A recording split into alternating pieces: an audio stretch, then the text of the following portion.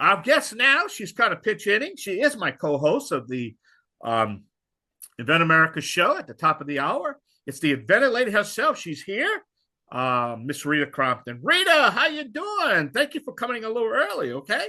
My pleasure. Absolutely. That's right. We always have something else that we want to share with our listeners. And, your show, there's always a new way to fix it, a better way to fix it, a better way to live. And for us, we're all about showing what that way is.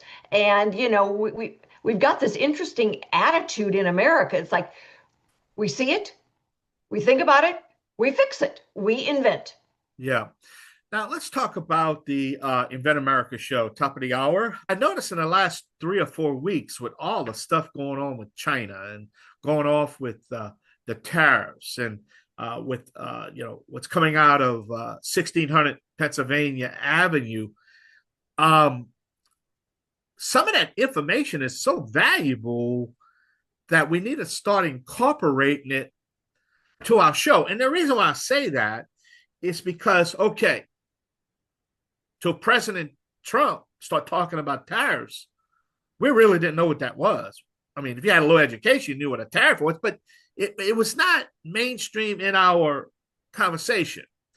But now we're realizing through that if I'm a product developer and I'm at a phase to get my product to market, I might not cut a deal yet to get it manufactured where I'm going to manufacture it at. This is information you need to know because now there's going to be so much incentive that if you could manufacture your products in the U.S., you understand?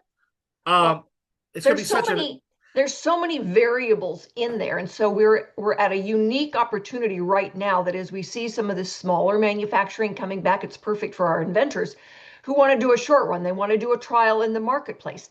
And there are more places now like Stitch, Kentucky or, Sherrill Manufacturing. And we're finding that there are really a lot of places in the U.S. that can do, some of those short runs to test the consumer market. Well, yeah. If they can do a short run, they can do a big run. And as we see that coming back, technology is shifting from what it was 20 years ago. There is, more robotics and streamlining on the manufacturing. And Americans have learned through their buying over the last 15, 20 years is that, when you're buying from China, you're buying junk. And so when we look at then the opportunity, yeah, it might cost a little more, but now you're not paying the shipping. All right. The quality is better. So you don't have the junk throw out rate. And we're seeing a lot more products now are balancing out. And that's good. That is good for American inventors, American manufacturers, and the American consumer. But if it wasn't for that 47th president of the United States to really bring it to the storefront, things would still be same old, same old. China would be taking advantage of us. Products would be, manufactured subparly. Well, that's the best word I want to use. Be nice. Yeah. So there's a lot going on here. It's only been recently that, they've made it, they've clarified the issues of the tariffs, the government subsidies. When we're going and buying some at the store, it doesn't say, oh, by the way, these countries subsidize the manufacturing of these products. So, it's going to cost more to do it this way. Yeah. And so we're learning more. The politics that take place in one country are not the same politics that take place in another country. And it's complicated. So we're trying to, understand, explain, and learn on why there is such a huge variance in the price of products. And for a lot of it, it's the subsidies that another country gives its factories to make them competitive against the U.S., and the U.S. doesn't do that. Yeah, I tell you, we got to take a short break. We're talking to the Inventor Lady herself, my co-host of the Inventor America show at the top of the hour. But don't forget, we're going to have the Made in America show in the third hour. All right, we can take a shot. I am the Cajun Contractor, Michael King, the originator. Please stay tuned. I'll be right back. Y'all come back now, you hear? This is the Cajun Contractor, Michael King. This is HomeTalk USA. If you just joined us, providing some great education information for you this today. But don't forget, top of the hour, Rita Crompton, the Inventor Lady. She's our guest now, but she will be taking at the top of the hour. And so we want to hope you stay with us. But Rita, let's talk about your show. What's happening at the top of the hour and what you got planned for us? Well, we're talking about, some of those options that inventors are looking at right now. We've got a few that have got they're holding off. They're waiting to see what's going to happen with the tariff. So they're waiting, but we've got some others that are kind of getting ready to pull that trigger. And what's really cool now is that they've got options.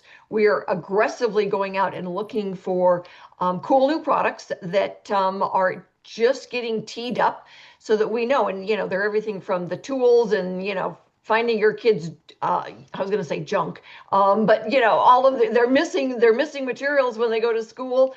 To the pet products, kitchen gadgets, and everything. So our inventors right now are in a really cool situation, and they're excited. They're really excited to find out, what are the things that Americans still want and need, and then, how do we make sure we get it to them in America? And so, yeah, we're looking at some of that, Mexico and Canada manufacturing, but, North America, that's where we're at. And one of the interesting things that we had talked about with at one of the meetings was a gentleman from Canada, and he actually talked about that pendulum swing, and Yeah. Trump just speeded it up. President Trump is like, okay, we are not going to wait. We're going to, kind of catapult this into existence. But, and the reason why I mention it, this is all related because what he does at 1600 Pennsylvania Avenue is going to affect the products and the business and the manufacturing here in the United States to provide jobs. Oh, absolutely. So we got to report it. We got to be some type of political about it, Well, I think it's a big deal, and I deal with inventors all the time, and we look at getting those new products to market and how do we assess what should go to market. I mean, during the pandemic, it was all about, healthcare and getting that stuff into the marketplace. And so when we're looking now at what makes the most sense, we're in a very unique position to be able to help create then and manage the products that are coming here. So what's going to be the good quality? What's going to be the best pricing? And I had somebody say, it's like, oh, we're going to be forever dealing with this. And it's like, no, maybe 3 months. My suspicion is about 3 months that we'll be dealing with his, because he doesn't have time. I mean, we talked about this. He's in a hurry to get this done. And he's saying, okay, you know what? We've got a few months to get this done. Let's do it because I got other things I'm working on. All right. Well, we're out of time. We got to run.